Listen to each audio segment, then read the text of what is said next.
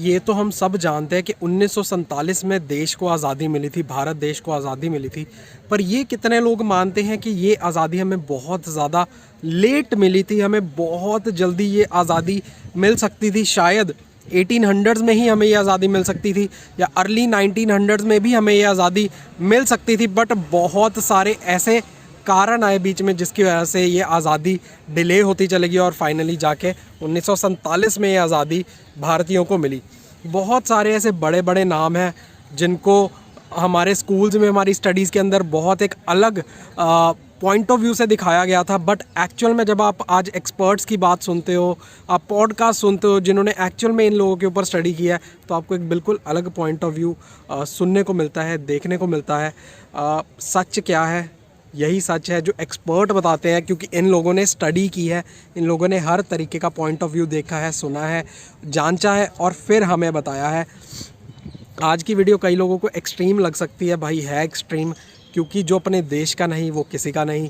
तो ऐसी ही एक कहानी के ऊपर मूवी लेके आ रहे हैं रणदीप हुड्डा।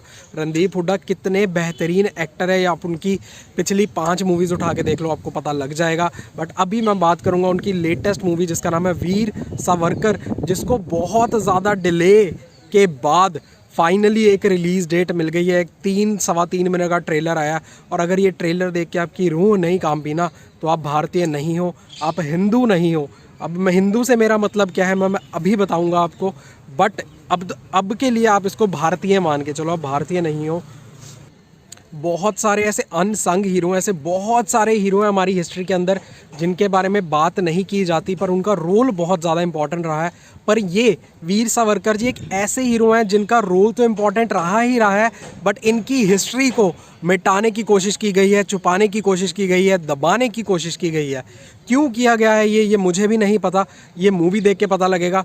ऐसी मूवीज़, ऐसे रिव्यूज़, ऐसे ट्रेलर्स ना आप लोग देखते नहीं हो। पिछले 3-4 घंटे के अंदर सारे 15-16 हज़ार व्यू हैं इस ट्रेलर के ऊपर, बट इतना ज़बरदस्त ट्रेलर है ना।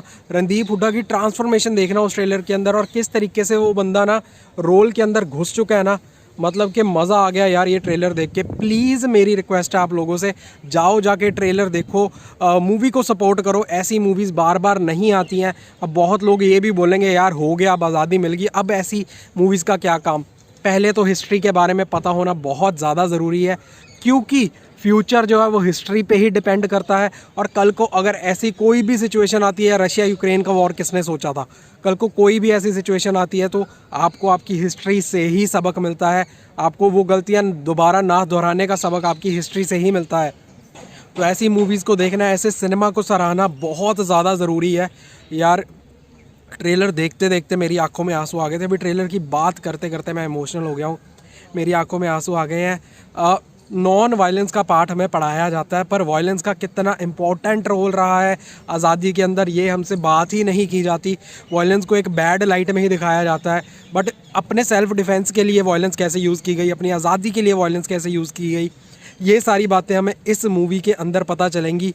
क्या बैकग्राउंड म्यूज़िक दिखाया गया है, क्या कास्ट है, और over and above all Randeep Hooda he is one of the best finest actor जो इंडस्ट्री के अंदर आज के टाइम में है। मुझे लग रहा है रणदीप हुड्डा के साथ बिल्कुल सुशांत जैसी चीज़ें की जा रही है, उनको इग्नोर किया जा रहा है, उनकी मूवीज़ को इतना ज़्यादा सपोर्ट नहीं किया जा रहा है। ये जो नेपो किड है एक दूसरे की मूवी तो बहुत सपोर्ट करते हैं, पूरा नेपो गैंग एक दूसरे की मूवीज़ तो बहुत सपोर्ट करता है, बट कोई अच्छे कॉज पे बनी मूवी, कोई अच्छे टॉपिक के ऊपर बनी मूवी, उसका नाम भी नहीं आता, उसको रिलीज़ डेट नहीं दी जाती है, उसको थिएटर स्क्रीन नहीं दी जाती है। बट ऐसी मूवीज़ को सपोर्ट करना हमारा काम है, जनता का काम है।